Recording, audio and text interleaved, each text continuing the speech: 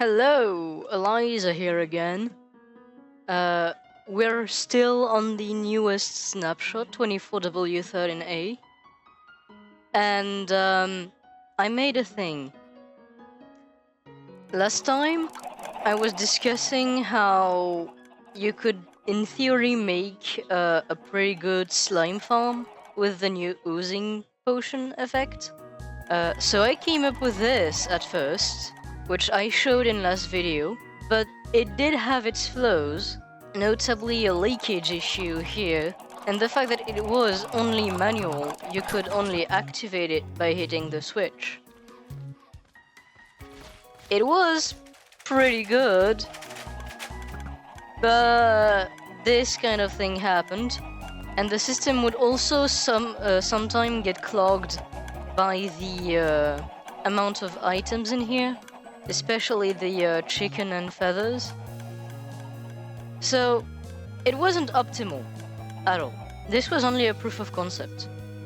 So I present to you the most ethical chicken slime farm in Minecraft's existence yet.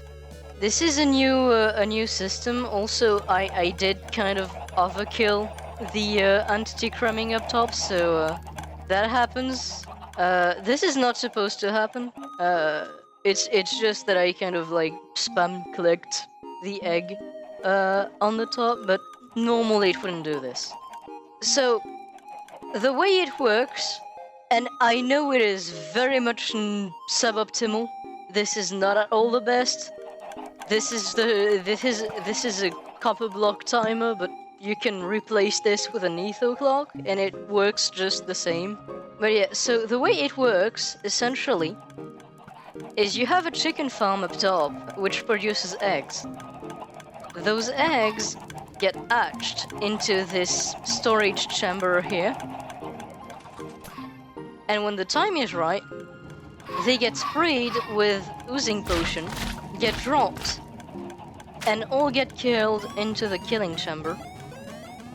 The minecart hopper picks up the items and brings them here. It is possible to entirely automate the process. I automated up the entire process up to the point where you have the potion refill, but you could in theory also automate the brewing.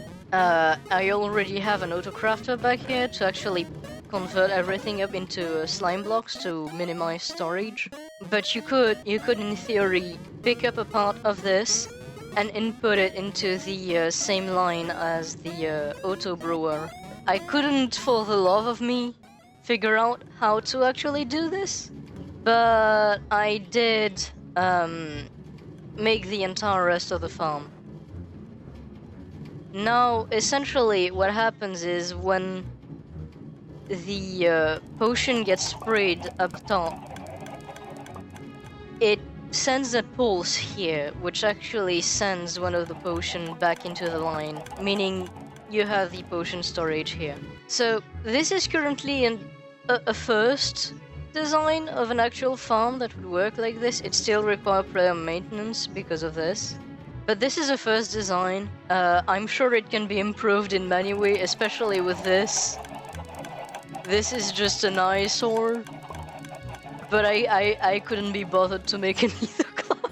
But yeah, you could in theory completely improve this and make this a lot better. This is just a proof of concept too for the automated farm.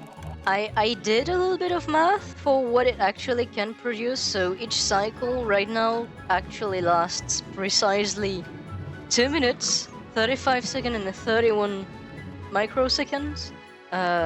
And on average, for what I've had, it's been getting me 3 blocks per cycle. So each 2 minutes and 35 seconds, I'd get 3 blocks of slime. If you actually make the math, this can produce up to 47 blocks per hour. Now, this farm does have a lot of variation. I did write it up here. I've noticed it go from like 40 blocks an hour to like 65. And this is mainly due to the RNG with the egg slime spawn and the slime drop. I just wanted to actually tinker with the new mechanic. So this is kind of what I came up with. And I just love it. I just love it. The new update, 1.21, is like the absolute redstone renewal. And I'm very excited to see where all of that is going to go. Just imagine the application of this kind of farms. They are independent on mobcap, so you could have as many of them as you wanted in your world, and all of them would work. Could be very laggy, because of the amount of chickens. But all of those farms would work, and you could stack them up to have an absolute unit of a number when it comes to the production rate. When I recorded last video, I did think perimeter farm would be better, but I actually am kind of thinking those might beat them at some point.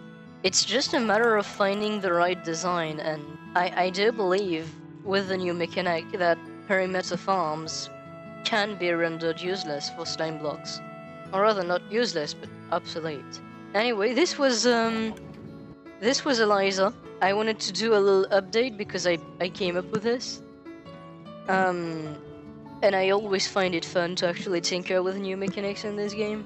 I'm gonna go back to what I was doing and see you all next time.